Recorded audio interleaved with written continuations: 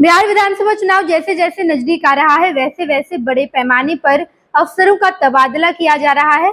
चुनाव निष्पक्षता से हो, इस वजह से 31 अगस्त के पहले सभी डीएम, एसपी और जितने भी अफसरों की संलिप्तता चुनाव को अच्छे तरीके से कराने में होती है, उन तमाम अफसरों का तबादला किया जाएगा। वैसे अफसर जो एक जगह पर 3 साल से अधिक तक अपनी नौकरी कर चुके हैं या सेवा दे चुके हैं, वहां से उन्हें हटाकर दूसरे स्थान पर भेजा जाएगा, ताकि चुनाव पारदर्शिता के साथ, निष्पक्षता के साथ अच्छे तरीके से हो जाए।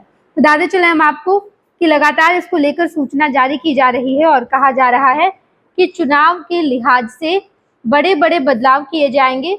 लगातार चुनाव आयोग ये सूचना दे रहा है, डीजी और डीआईजी को कहा गया है बिहार में अक्टूबर-नवंबर 2025 में चुनाव होंगे और इससे पहले बड़े पैमाने पर अधिकारियों का तबादला किया जाएगा। इसमें प्रमंडलीय आयुक्त, जिलाधिकारी, पुलिस अधीक्षक, आईजी, डीआईजी, एसडीओ, बीडीओ, अंचलाधिकारी और थाना प्रभारी जैसे चुनावी कार्य से जुड़े कर्मचारी शामिल रहेंगे।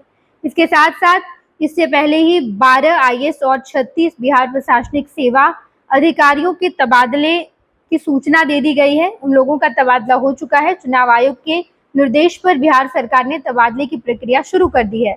चुनाव आयुक्त डॉक्टर विवेक जोशी ने मई 2025 में अपने 4 दिवसीय बिहार दौरे के दौरान मुख्य निर्वाचन अधिकारी विनोद सिंह गुंजियाल को 3 साल से अधिक समय से एक ही स्थान पर तैनात अधिकारियों को चिन्हित करने का आदेश दिया। इसके बाद यह कदम आचार संहिता के तहत निष्पक्षता सुनिश्चित करने के लिए उठाया गया है। अब तक 12 आईएएस, 36 एसडीओ, एसडीएम, 6 आईपीएस और कई उप विकास आयुक्त के तबादले हो चुके हैं, जिसमें जहानाबाद, भोजपुर, समस्तीपुर, कैमूर, बेगूसराय, बक्सर, सुपौल और मधेपुरा जैसे जिले शामिल हैं। तबादले का ये सिलसिला 31 अगस्त तक पूरा हो जाएगा, ताकि चुनाव प्रक्रिया में कोई पक्षपात ना हो।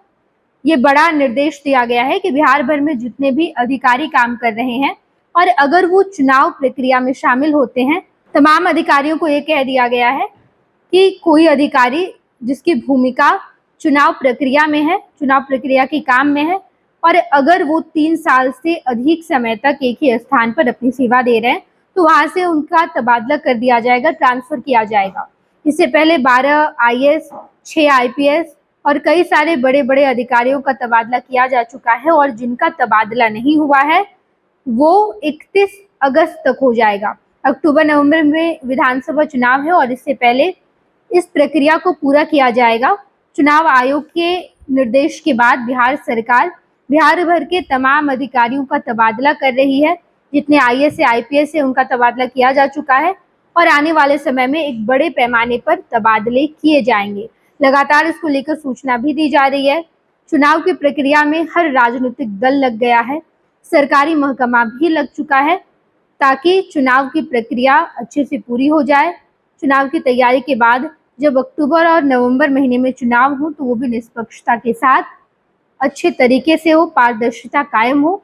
इस वजह से लगातार चुनाव आयोग के आदेश के बाद तबादले की प्रक्रिया जारी है। पैनोरमा ग्रुप, जो सोचता है वो करता है। ये लो, मुंह मीठा करो। आज मैंने अपना जॉब छोड़ दिया, अब हम पूर्णिया वापस जाएंगे। जॉब छोड़ दिया है?